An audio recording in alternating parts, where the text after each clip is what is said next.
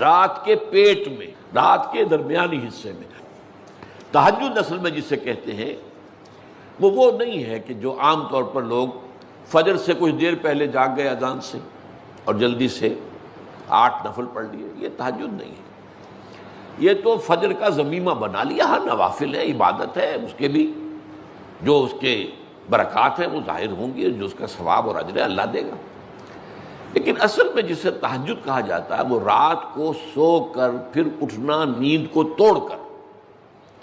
اور پھر سو جانا اور پھر اٹھنا فجر کے لیے۔ جوف کہتے ہیں پیٹ کو، کسی شے کے جوف اللیل، رات کے بطن میں، رات کے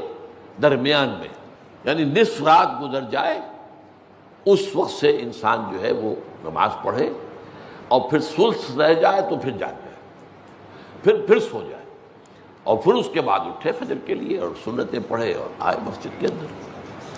تو یہاں آپ نے فرمایا وَصَلَاةُ الرَّجُلِ فِي جَوْفِ اللَّيْلِ،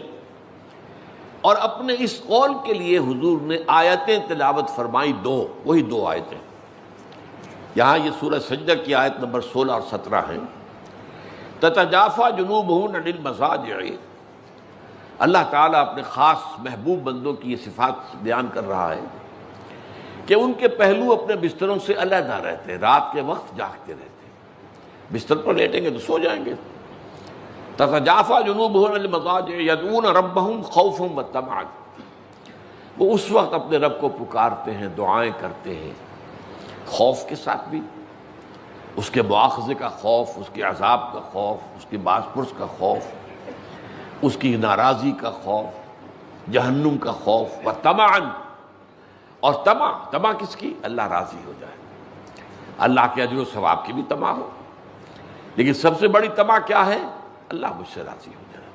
اس لیے سب سے اونچا مقام یہی ہے، رضی اللہ عنہم ورضوا عنہ، اللہ ان سے راضی ہو گیا، وہ اللہ سے راضی ہو گئے۔ یہ باہمی رضا ہے، بندہ اپنے رب سے راضی رہے،